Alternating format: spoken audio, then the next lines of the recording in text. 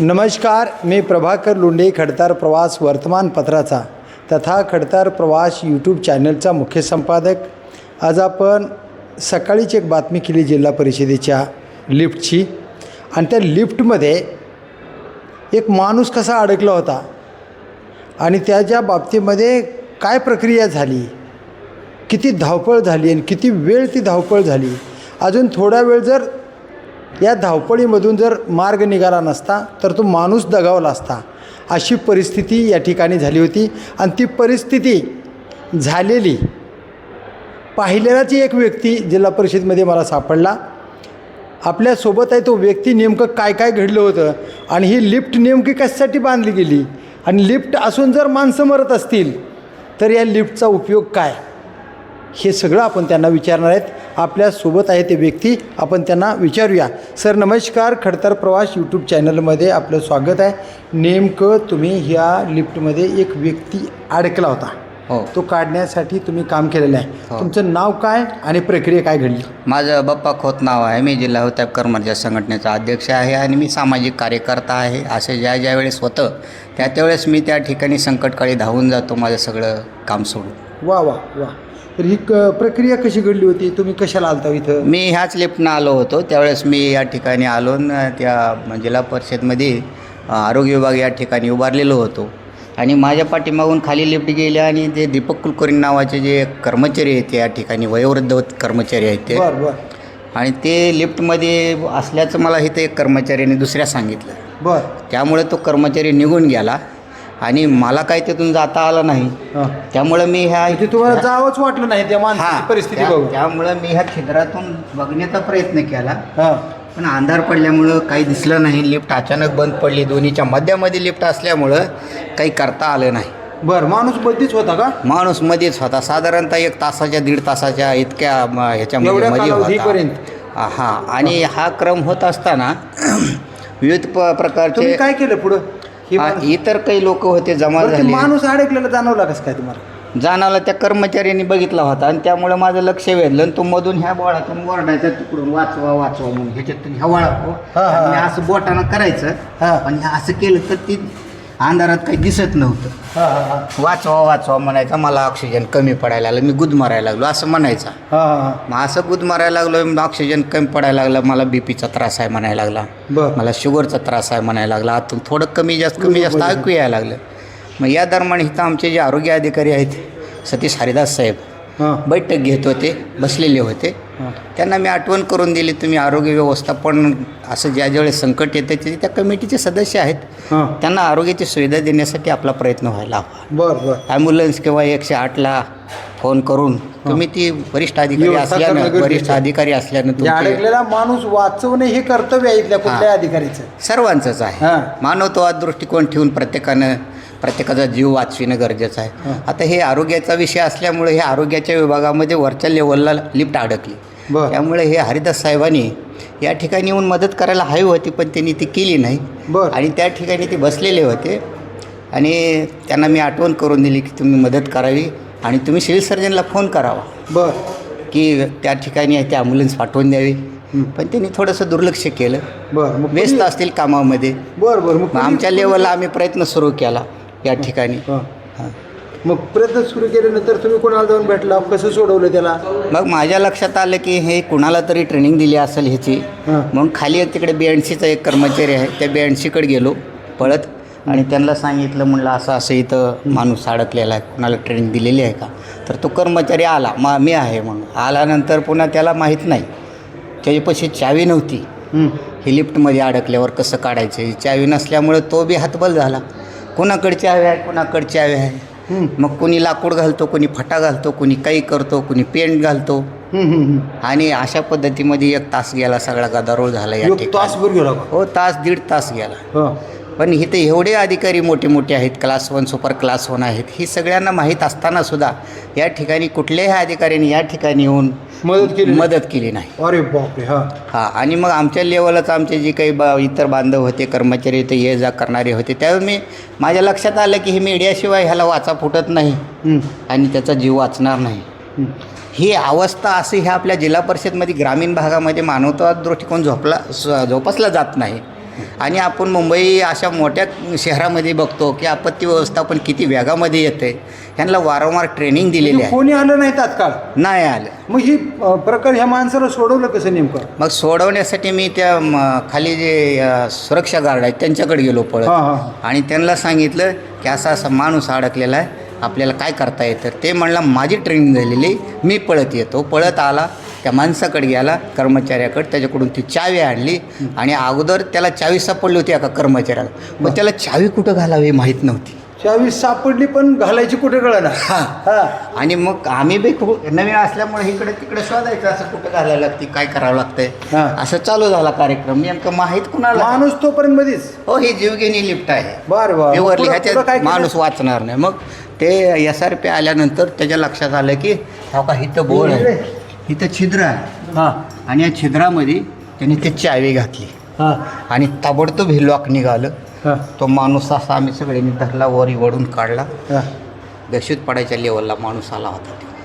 म्हणजे सर्वसामान्य बाहेरच्या लोकांनी तो माणूस वाचवला. हो, पण इथल्याच कर्मचारी असताना इथल्याच अधिकाऱ्यांनी त्याला वाचवलं नाही. नाही नाही नाही, कसलीही मदत केली नाही. मग या लिफ्टचा उपयोग काय, इथं एवढे अधिकारी असून उपयोग काय? अधिकारी म्हणजे इथं ह्या ब्रँचला जे आरोग्य अधिकारी आहेत, डॉक्टर सतीश हरिदास साहेब, ते उत्कृष्ट पारितोषिक मिळालेली, मुंबईमध्ये त्यांचा सत्कार झाला, काम नावलौकिक त्यांचं आहे. PSCची कंट्रोलिंग आहेत, आरोग्य विभागाचे प्रमुख, आणि जिल्हा परिषदचा आरोग्य विभागाचा तो एक कणा आहे. उत्कृष्ट काम आहे त्यांचं, पण मला प्रॅक्टिकली दिसलं नाही. आणि मला त्याच्यातून असं दिसून येते की त्यांनी प्रॅक्टिकली जी PSC स्तरावर, RS स्तरावर जी काही आकडेमोड करून साधारणपणे मुंबईला पारितोषिक बोगस मिळेलं असेल. का म्हणतो असं, तर तुमच्या इथं एखाद्याचा जीव वाचविण्यासाठी तुम्ही आलेले नाही, तेव्हा PSCमध्ये खोटी आकडेवारी भरून एखाद्या माता भगिनीचा जीव वाचविला हे असं तुम्ही कसं म्हणू शकता? अरे बापरे. कारण त्याला ऑक्सिजनची गरज होती, आरोग्याची सुविधा देणं गरजेचं होतं. पण ते माणूस आला, वेळेवर कोणी मदत केली, पण मदत केली नाही. इतर पहिल्यापासून ते माणूस काढेपर्यंत, हो, शेवटपर्यंत होतात. हो, आणि माणूस सुखरूप झाल्यानंतर पुन्हा सगळ्या लोकांनी ताब्यात. हो, तो तिकडे गेल्यानंतर पुन्हा त्याला चक्कर यायला लागली, त्यांना पुन्हा दवाखान्याकडे नेण्यात आलं.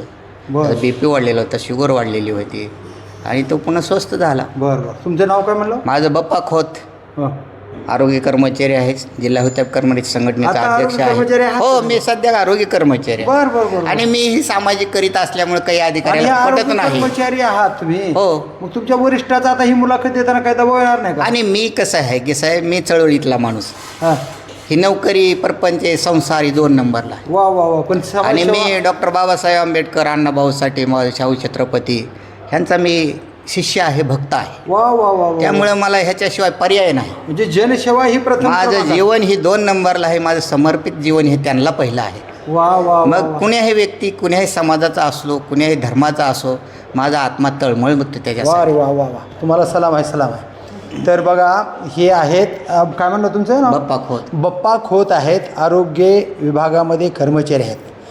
लोक कर्मचारी असल्यावर वरिष्ठ अधिकारी मला काढून टाकतील, हकालपट्टी करतील, नोटीस देतील, माझी नोकरी आहे, माझं जीवन जगणं अवघड होईल, ह्या भीती असतात लोकांना.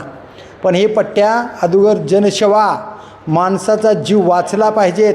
ज्याने काम केले त्याने केले, ज्याने काम केलं नाही त्यानं नाही केलं, त्याच्याकडं मानवतेचा धर्म नाही, अशा पद्धतीनं स्पष्टच खोत साहेबांनी सांगितलेलं आहे. आणि या अनुषंगाने माझी आता उमर्याला बदली झालेली आहे. मी अजिबात घाबरत नाही, देशाच्या पाठीवर कुठेही सेवा करतो. बघा, परदेशात सुद्धा सेवा करतो. माझी जरूर बदली करावी अमेरिकेला. बघा, अमेरिकेला बदली केली तरी सुद्धा बदली केली, आता विनाकारण बदली केली, माझी उमर्याला बदली विनाकारण केली. आणि काही दिवसापूर्वी असं समाजसेवा करीत असताना काही अधिकाऱ्याला खटकल्यामुळं वाशीला बदली केली, आणि वाशीहून आता थेट माझी बदली उमर्याला केली. वा वा. काय वाटत नाही तुम्हाला? काही नाही, फक्त समाजसेवा, कुठेही समाजाची सेवाच करायची. वा वा. तर ह्या व्यक्तीनं दीपक कुलकर्णी म्हणला का? हां, दीपक कुलकर्णी हे जिल्हा परिषदेमध्येच कर्मचारी आहेत. त्यांना वाचवण्याचंच काम केलं. साहेब, ते माणूस जर अजून 1 तास अर्धा तास राहिला असता, 100% ह्या जीवघेणी जी लिफ्ट आहे बांधलेली, त्याला इथं जाळीचा दरवाजा असणं आवश्यक होता. ह्याच्यामध्ये कुठल्याही प्रकारची सुविधा नाही. बापरे. कसली? तुम्ही जसं म्हणलात की या ठिकाणी जनरेटर नाही वगैरे, ह्याची सुविधा, लाईट गेल्यानंतर काय करावं लागेल, ह्याची सुविधा नाही. म्हणजे त्याचा generator 100% असावं, जीव- लाईट असावी तात्काळ त्याला हो. वाचवण्यासाठी. आता तुम्हाला या ठिकाणी मी असं बोट करून धावू शकतो. तुम्हाला इथं बोट कुठंही करून धावू शकतो की जर वीज काही कारणामुळं जर शॉर्ट सर्किट झालं आणि ह्या ठिकाणी जर कुठं आग लागली तर ह्या ठिकाणी तुम्हाला आग बुजविण्यासाठीचं सिलेंडर दिसणार नाही. कुठं सिलेंडर नाही, अजिबात नाही. कुठं दिसतंय दाखव मला. कोणी मी 10,000 रुपये बक्षीस देतो. बघा हे जिल्हा परिषदेच्या आता ही गलथान कारभाराला कोण जिम्मेदार आहे? प्रशासन काय प्रशासन जिम्मेदार आहे. आता शासन आलं हो. इथं जिल्हा परिषदेचे भाजपाचं सरकार आहे. हो. त्यांना काय आव्हान कराल बरं तुम्ही? त्यांना विनंती अशी करेन की आपल्याला लोकप्रतिनिधी म्हणून ज्यावेळेस जनतेने निवडून दिलेला आहे त्यावेळेस कोणाचा हे जीव जाता कामा नये. आपला जीव ही सर्वांचा जीव आहे. आपल्या जीवाचं जसं जतन करण्यासाठी सुविधा निर्माण होतात. उदाहरणार्थ गोरगरिबाला चहा मिळत नाही, पण मी पाहिलेलं आहे, मी पाहतोय. आज भारताचे पंतप्रधानांनी आव्हान केलेलं आहे की तेलसुद्धा मिळणं कठीण झालेलं आहे. फोडणीला तेल मिळणंसुद्धा कठीण झालेलं आहे. पण तुम्ही अशा परिस्थितीमध्ये सुद्धा आर्थिक इतकी उलाढाल आणि चुकीच्या पद्धतीनं करता की तुम्ही बदाम काजू का खाताय? वा वा वा. आणि आम्ही डोळ्यानं बघतोय आमच्या टॅक्समधून तुम्ही बदाम काजू खाता. होय ना, होय ना, होय ना, होय ना, होय ना. तुम्ही ज्यावेळेस बैठका घेतात ह्या अधिकाऱ्याला 5-5 लाख रुपये पगार आहे. आता तुम्ही इथं अर्चनाताई आणि पाटील आहेत. 5 लाख अधिकाऱ्याला पगार असून तुम्ही बदाम खातात, काजू खातात. होय होय. नाही नाही, इथं आता अर्चनाताई पाटील आहे जिल्हा परिषदेच्या आणि जिल्हा परिषदेच्या अध्यक्ष पण आहेत. त्यांना या लिफ्टच्या बाबतीमध्ये काय आव्हान करणार? मी विनंती करेन की महिला आहेत, आपणही महिला अध्यक्ष आहेत आणि आपला नावलौकिक आहे आणि यापूर्वी आपण या ठिकाणी उपाध्यक्ष म्हणून होतात. आणि महिलांना जाणं येण्यासाठी, दिव्यांगांना जाण्या येण्यासाठी, अपंगांना जाण्या येण्यासाठी हे लिफ्ट असणं सदैव चालू असणं गरजेचं आहे. बघा हे दिव्यांगांना प्राधान्य अशा पद्धतीचं लिफ्टचं नाव आहे. तर दिव्यांगाला न्याय मिळावा आणि इथं एखादाही माणूस दगावला नाही पाहिजेत याची दक्षता घेण्यासाठी जिल्हा परिषदेच्या अध्यक्षा अर्चनाताई पाटील यांना विनंती केली राऊत साहेबांनी. आणि मी ह्याच्या पुढे जाऊन माझं बप्पा खोत नाव आहे. बप्पा खोत यांनी पूर्ण विनंती केलेली आहे की बाबा या जिल्हा परिषदेची लिफ्ट सिलेंडर काय म्हणतात ते जनरेटर असावं ना, जनरेटर असावं, लाईट असावी, रेग्युलर असावी, अडकणार नाही मशीन याची दक्षता जिल्हा परिषदेच्या अध्यक्षा अर्चनाताई पाटील यांनी घ्यावी आणि प्रशासनानं याच्याकडे काळजी घ्यावी. इथं कायम एखादा माणूस नेमावा की जेणेकरून एखादा माणूस अडकला तर तात्काळ त्याला बाहेर काढण्याची सेवा त्या व्यक्तीकडून व्हावी. अशा पद्धतीने सदैव माणूस असावा अशी विनंती राऊत साहेबांनी केलेली आहे. तर बघूया येणाऱ्या काळामध्ये जिल्हा परिषदेच्या अध्यक्षा साहेबांना विनंती करू इच्छितो हा तारांकित प्रश्न करावा. हा आणि अर्चनाताई पाटील यांनी याची दक्षता घ्यावी, तात्काळ दक्षता घ्यावी आणि ही लिफ्ट दुरुस्त करावी जेणेकरून एखाद्या व्यक्तीचा जीव जाऊ नये. कारण जीव वाचवण्यासाठी जनतेने आपल्यावर विश्वास ठेवून आपल्याला या ठिकाणी निवडून दिले. तर जिल्हा परिषदेची तरी किमान तुम्ही काळजी घ्यावी अशीच खोत साहेबांनी विनंती केली आणि अपेक्षा केली. तर बघूया येणाऱ्या काळामध्ये या लिफ्टच्या बाबतीमध्ये किती लवकर निर्णय न्याय मिळेल आणि दिव्यांगांना प्राधान्य मिळेल ते पाहूया येणाऱ्या काळातच. मी प्रभाकर लोंढे, खडतर प्रवास वर्तमानपत्राचा तथा खडतर प्रवास यूट्यूब चॅनलचा मुख्य संपादक. या चॅनलला सबस्क्राईब करा, शेअर करा, लाईक करा, बेल आयकॉनचे बटन दाबा, आपले विचार कमेंट बॉक्समध्ये नोंद करा. सत्य विचार असावे, लोकशाहीच्या माध्यमातून असावे आणि सर्व जनतेच्या हितासाठी असावे एवढीच अपेक्षा. धन्यवाद. धाराशिवकर. जय हिंद, जय महाराष्ट्र.